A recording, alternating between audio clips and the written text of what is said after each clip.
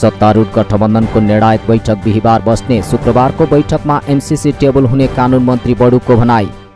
सरकारले शुक्रबारको प्रतिनिधि सभा बैठकमा अमेरिकी सहयोग नियोग मिलेनियम च्यालेन्ज कर्पोरेसन एमसीसी सँगको सम्झौता टेबल गर्ने भएको छ। बुधबारको संसद बैठकबाट बाहिरिने क्रममा कानून न्याय तथा संसदीय मामिला मन्त्री दिलेन्द्र प्रसाद बडुले सरकारले 2 दिन सहमति खोज्ने र समझदारीको आधारमा शुक्रबारको प्रतिनिधि सभाको बैठकमा एमसीसी सँगको सम्झौता टेबल गर्ने बताएका हुन्। प्रधानमन्त्री शेरबहादुर देउवाले बुधबारको बैठकमै एमसीसी टेबल गर्न सभामुखलाई आग्रह गरेका थिए, तर सत्ता गठबन्धन दलहरू बीचमै एमसीसी बारे मतभेद चर्किएपछि सरकारले गठबन्धनमा थप छलफल गरेर शुक्रबारको बैठकमा टेबल गर्ने तयारी गरेको हो। बुधबारको प्रतिनिधि सभाको बैठकपछि कानून मन्त्री दिलेन्द्र प्रसाद बडुले सबैले मिलेर जाने वातावरण बनाउन खोजिएको उल्लेख गरे। हामी यसलाई संसदमा प्रवेश गराउने, टेबल गर्ने र छलफलमा पुर्याउने हाम्रो उद्देश्य हो।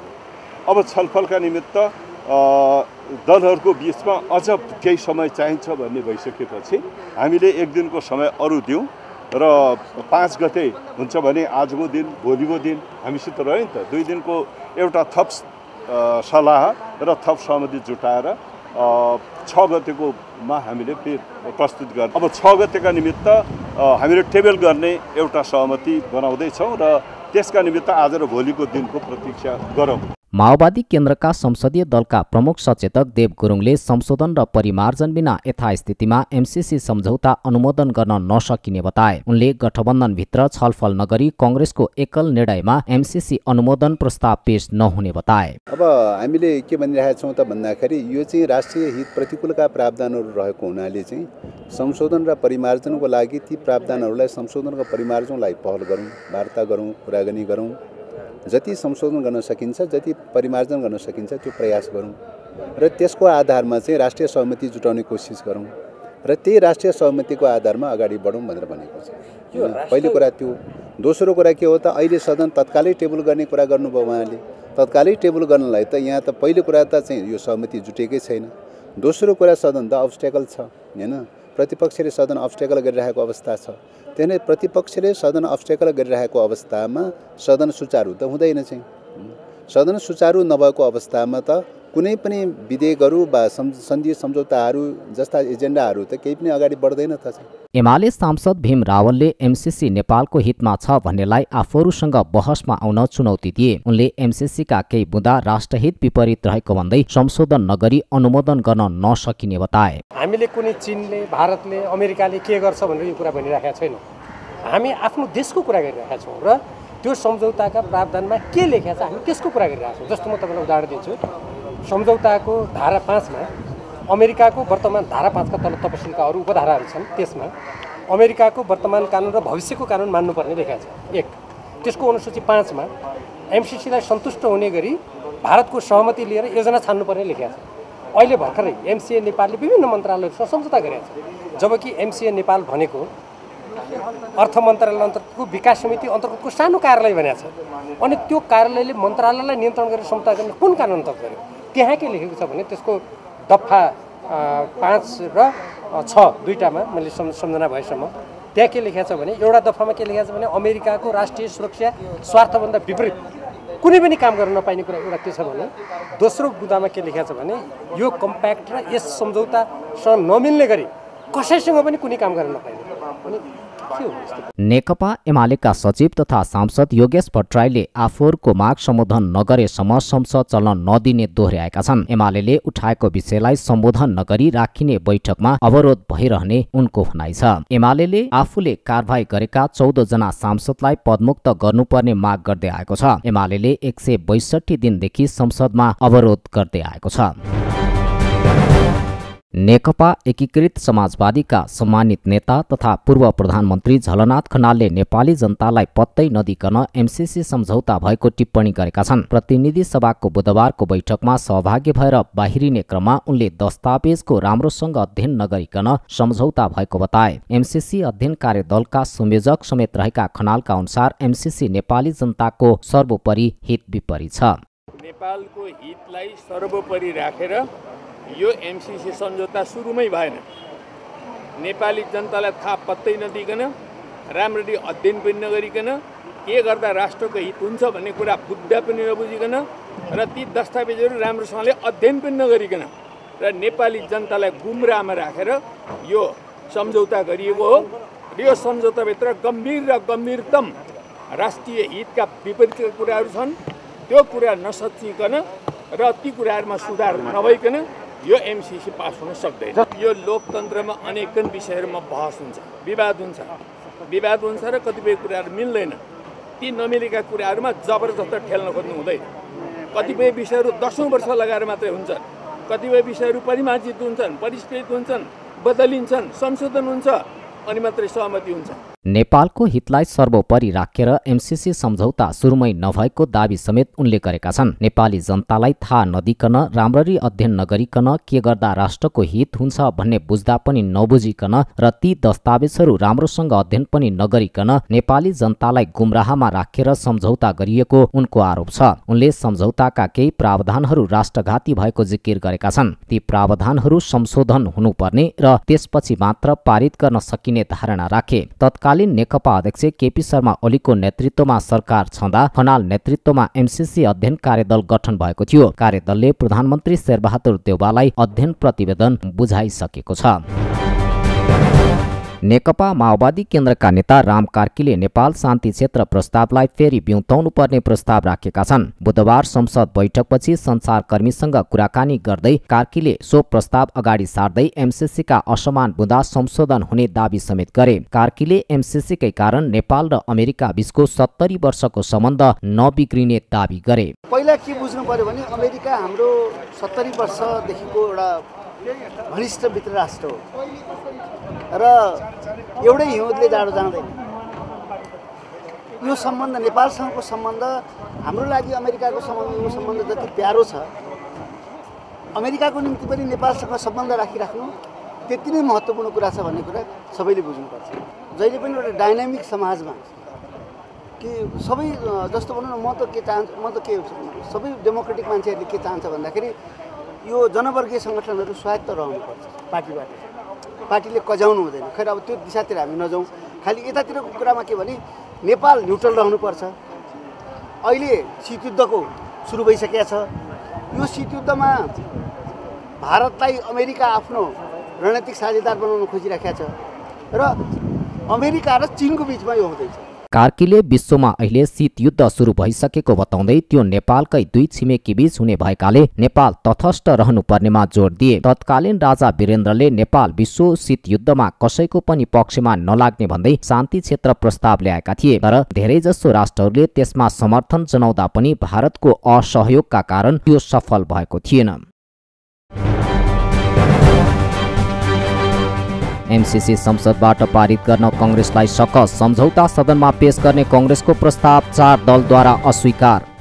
अमेरिकी अनुदान परियोजना एमसिसी संसदबाट अनुमोदन गर्ने पक्षमा सत्ता गठबन्धनका 5 दल मध्ये नेपाली कांग्रेस मात्र देखिएको छ। गठबन्धनमा रहेका अन्य 4 दलले एमसिसीलाई तत्काल संसदमा पेश गर्ने कांग्रेसको प्रस्ताव अस्वीकार गरेका हुन्। माओवादी केन्द्र, जनता समाजवादी पार्टी र नेकपा एकीकृत समाजवादीले यथास्थितिमा एमसिसी टेबल गर्न नसकिने अडान प्रस्ट्याएका छन्। राष्ट्रिय जनमोर्चा एमसिसी खारेज गर्नुपर्ने अडानमा कायमै छ। गठबन्धनका 4 दल तत्कालका लागि एमसिसी को विपक्षमा उभिएपछि अनुमोदनको पक्षमा कांग्रेस एक्लै परेको हो। जसपाका नेता डाक्टर बाबुराम भट्टराईले भने एमसिसी अनुमोदन गर्नुपर्ने धारणा राख्दै आएका छन्। गठबन्धनमै एक्लै परेपछि बुधबार संसदमा एमसिसी टेबल गर्ने कांग्रेसको योजना असफल भएको छ। अब 2 दिन गठबन्धनमै छलफल गरेर एमसिसीलाई के गर्ने निर्णय गर्ने पक्षमा प्रधानमन्त्री शेरबहादुर देउवा पुगेका छन्। उनले दाहालसँग भएको भेटमा 2 दिन कुर्ने बताएका छन्। फागुन 5 गते दिउँसो 3 बजे सत्तारूढ दलको शीर्ष नेताहरूको बैठक बोलाइएको छ।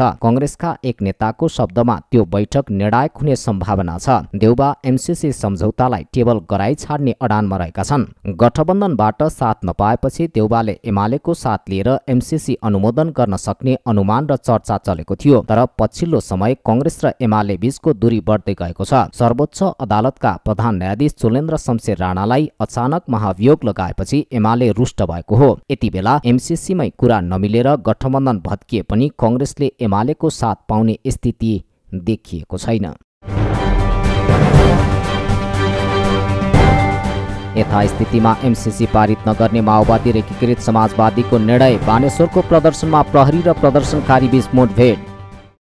नेकपा माओवादी केन्द्रको संसदीय दलको बैठकले यथास्थितिमा अमेरिकी विकास परियोजना एमसीसी पारित नगर्ने निर्णय गरेको छ। बुधबार संसद बैठक सुरु हुनु अघि बसेको माओवादी केन्द्रको बैठकले सरकारले जबरजस्ती संसदमा एमसीसी टेबल गर्न खोजे सरकारबाट बाहिरिने निर्णय गरेको हो। माओवादी एमसीसी नेपाल कम्प्याक्टको विपक्षमा उभिने र जबरजस्ती निर्णय गरेको प्रमुख सचेतक देव गुरुङले जानकारी दिए।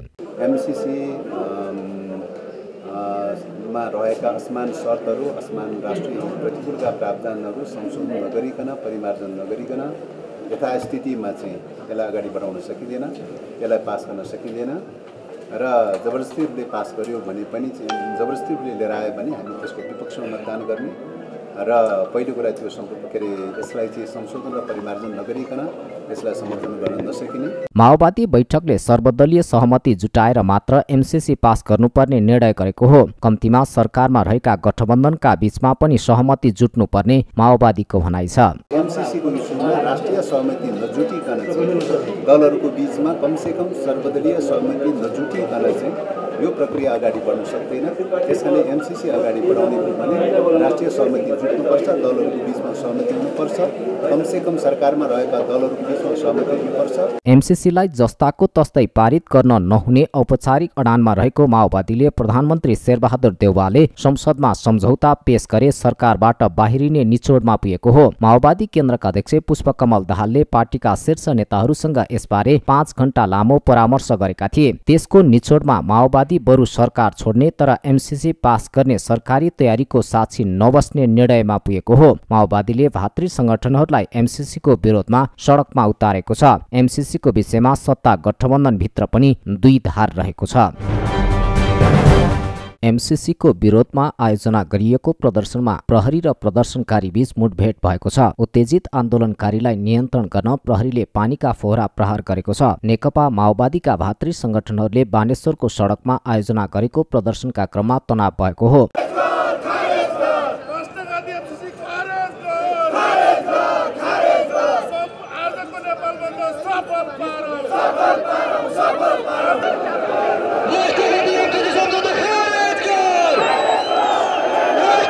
आन्दोलनकारीले अराजक नाराबाजी सहित ढुङ्गा समेत प्रहार गरेपछि प्रहरीले हस्तक्षेप गरेको थियो। झडपका क्रममा एकजना पत्रकार र केही प्रदर्शनकारी समेत घाइते भएका छन्। माओवादी कार्यकर्ताले एमसीसी विरुद्धमा नाराबाजी गरेका छन्। संसदमा एमसीसी टेबल हुने चर्चापछि विभिन्न राजनैतिक दल सम्बद्ध भातृ संस्थाले बुधबार काठमाडौँमा प्रदर्शन गरेका हुन्। नयाँ बानेश्वर बबरमहल माइतीघर सडक खण्डमा प्रदर्शनकारीले बुधबार एमसीसी संसदमा टेबल नगर्न दबाब दिँदै सरकार विरुद्ध प्रदर्शन गरेका छन्। नेत्र विक्रम चन्द नेतृत्वको नेकपा, मोहन वैद्य नेतृत्वको क्रान्तिकारी माओवादी, राप्रपा र नागरिक समाजका अगुवाको समेत उपस्थितिमा विरोध प्रदर्शन भएको हो। प्रदर्शनमा सहभागी वरिष्ठ अधिवक्ता डाक्टर सुरेन्द्र भण्डारीले एमसीसी नेपालको हितमा कदापि नभएको दावी गरे। उनले एमसीसीले नेपालको भौगोलिक अखण्डतामाथि पनि चुनौती थप्ने बताए। वरिष्ठ अधिवक्ता भण्डारीले एमसीसी सम्झौता लागू भएमा नेपालको कानून र सुरक्षा निकायले पनि एमसीसी को मुद्दा हेर्न नपाउने व्यवस्था रहेको बताए। हाम्रो भौगोलिक अखण्डतामाथि पनि यसले चुनौती दिएको छ। तेस्रो चौथो हो हाम्रो कानून प्रणाली। हाम्रो कानून प्रणाली भनेको के हो भने सबैलाई कानूनले समान व्यवहार गर्छ, अपराधीलाई दण्डित गर्छ, निर्दोषलाई संरक्षण गर्छ भन्ने हो। तर जहाँ यो एमसीसी प्रोजेक्ट लागू हुन्छ त्यहाँ हुने कुनै पनि किसिमको अपराधमा नेपालको अदालतले पनि मुद्दा हेर्न पाउँदैन, सुरक्षा निकायले पनि अनुसन्धान गर्न पाउँदैन।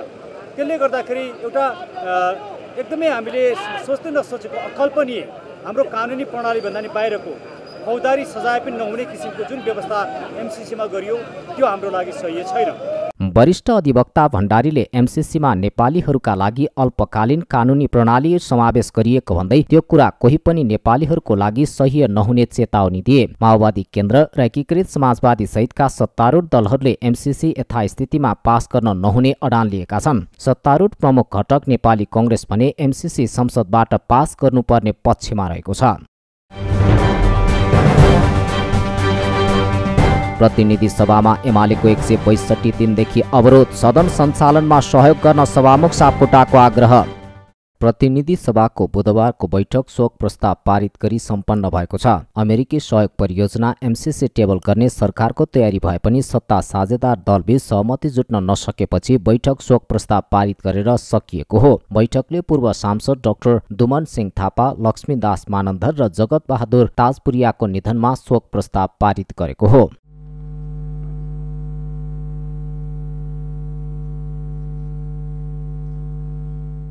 बैठकमा प्रधानमन्त्रीका तर्फबाट कानून मन्त्री दिलेन्द्र प्रसाद बडुले थारू आयोगको प्रतिवेदन टेबल गरेका थिए। प्रमुख प्रतिपक्ष एमाले भने विगतका बैठकहरूमा जस्तै बुधबारको प्रतिनिधि सभा बैठकमा पनि अवरोध जारी राखेको छ। 14 सांसदलाई निष्कासन गर्ने पार्टी निर्णय सभामुखले कार्यान्वयन नगरेको भन्दै एमाले 162 दिनदेखि अवरोध जारी राखेको हो।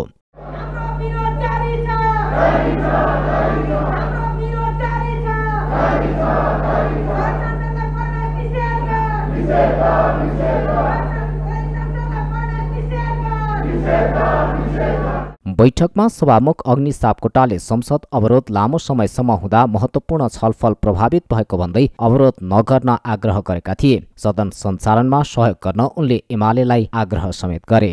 मान्य सदस्यहरू, सभाको बैठक विगत वर्षदेखि कोभिड-19 लगायतका कारणहरूबाट प्रभावित भइरहेको छ। यस महामारीका कारण सभाले सामान्यतया बैठकमा व्यतीत गर्नुपर्ने समयमा अपेक्षाकृत न्यूनता आएको छ। बैठक सञ्चालनका लागि उपलब्ध समयमा पनि भएका अवरोधबाट सभाको गतिशीलतामा असर परेको छ। आम नागरिकका दैनिक समस्याहरू जनप्रतिनिधिले सदन मार्फत सरकारलाई सुनाउने, समाधानको प्रयत्न गर्ने, सरकारलाई संसदप्रति उत्तरदायी बनाउने, कानुन निर्माण एवं निगरानी गर्ने कार्यहरू समेत अवरोधका कारण प्रभावित हुन पुगेकोले आफ्नो भूमिकाप्रति संवेदनशील हुन, अवरोध अन्त्य गरी सभा सञ्चालनमा सहयोग गर्न म सम्बन्धित मान्य सदस्यहरूलाई अनुरोध गर्दछु। प्रतिनिधि सभाको अर्को बैठक शुक्रबार दिउँसो 1 बजेका लागि बोलाइएको छ। एमाले एमसीसी बारे सत्तारूढ दलको धारणा नआएसम्म कुनै प्रतिक्रिया नजनाउने जनाएको छ। बैठकपछिको कार्यव्यवस्था परामर्श समितिको बैठकमा एमसीसी टेबल गर्ने विषयमा सहमति जुट्न नसकेको हो। बैठकमा सत्तारूढ दल नेपाली कांग्रेसले एमसीसी परियोजना अगाडि बढाउन प्रस्ताव गरेको थियो भने माओवादी केन्द्र र नेकपा एकीकृत समाजवादीले पहिलो सदन सुचारू हुनुपर्ने शर्त राखेका थिए। बैठकमा कांग्रेसका तर्फबाट गृहमन्त्री बालकृष्ण खाँड र कानून मन्त्री दिलेन्द्र प्रसाद बडुले एमसीसी अब रोकिरहन आवश्यक नरहेको बताएका थिए। तर माओवादी र एकीकृत समाजवादीका नेताहरूले एमसीसी सदनमा पेश गर्नुअघि राष्ट्रिय सहमति खोजिनुपर्नेमा जोड दिएका थिए। बैठकमा प्रमुख प्रतिपक्ष एमाले भने सहभागी थिएन।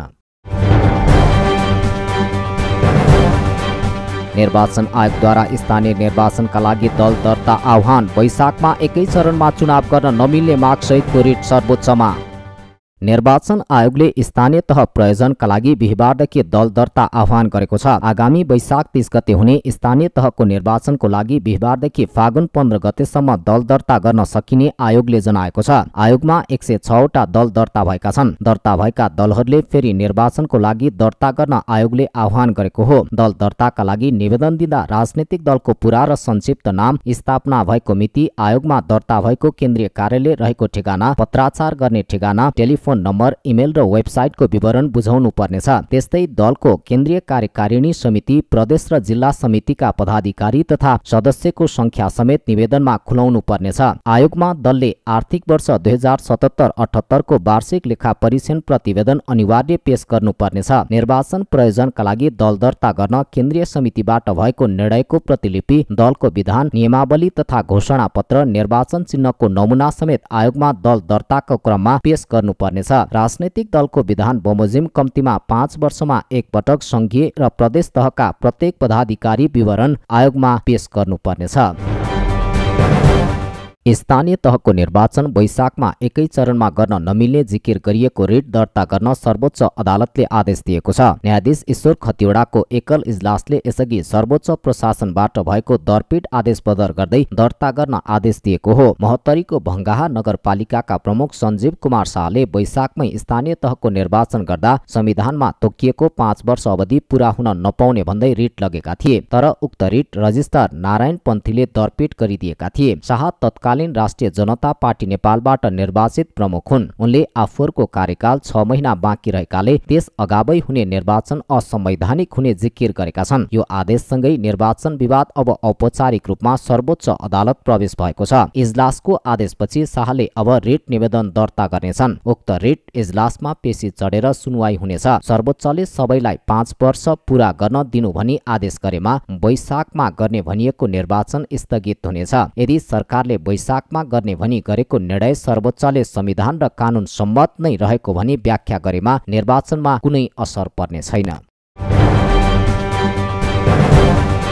आगामी वर्षको शैक्षिक सत्र प्रभावित। वैशाखमा स्थानीय तहको निर्वाचनले जेठ 1 गतेबाट नयाँ सत्र सुरु गर्ने सरकारको निर्णय।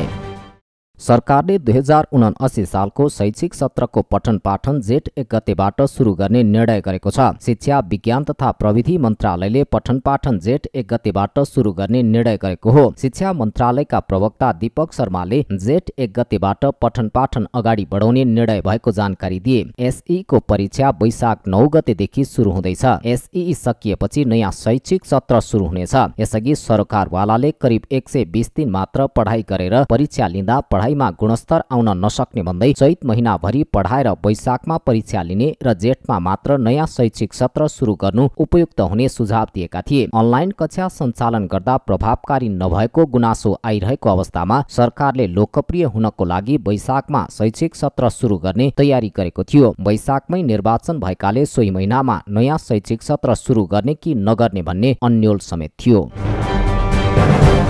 सीसीटीभी क्षेत्रमा अब्बल मानिएको दावा टेक्नोलोजीले आफ्नो उत्पादन लन्च गरेको छ। टेक्नोलोजीले काठमाडौँमा एक कार्यक्रम आयोजना गर्दै वेद म्यानेजमेन्ट प्रालीसँगको सहकार्यलाई पनि अगाडि बढाएको छ। कम्पनीसँग पछिल्लो समय सहकार्यका लागि जोडिएको वेद म्यानेजमेन्ट प्राली चौथो कम्पनी हो। दावाले सीसीटीभी क्यामेराको नयाँ उत्पादन सार्वजनिक गरेको कम्पनीले जनाएको छ। सीसीटीभीको क्षेत्रले चिनिने दावाका अन्य उत्पादनहरू पनि नेपाली बजारमा रहेका छन्। ड्रोन र सीसीटीभी क्यामेरा दावाका गुणस्तरीय सामानहरू रहेको कम्पनीकी सेल्स इन्जिनियर अस्मिता थापाले बताइन्। उनले नेपालमा दावाका सीसी क्यामेराहरू गुणस्तरयुक्त भएकै कारण पनि यसका प्रोडक्टहरू धेरै नेपालीहरूले मन पराएको बताइन्। नेपाली मार्केटमा चाहिँ दावा भन्ने बित्तिकै सीसीटीभी सर्भिलेन्स सल्युसन मात्र भनेर बुझिन्छ, तर वी डु ह्याभ मोर धेरै प्रडक्ट्सहरू छन् जसमा चाहिँ हाम्रो ड्रोन, स्मार्ट ड्रोन भयो, सेक्युरिटी सर्भिलेन्स सल्युसन्सहरू, सेक्युरिटी सल्युसनहरू भयो, अरू प्रडक्टहरू पनि छन्। नेपालमा चाहिँ हिगभिजन र दावा नै मेन ब्रान्डहरू भएर आएको छ सीसीटीभीमा चाहिँ।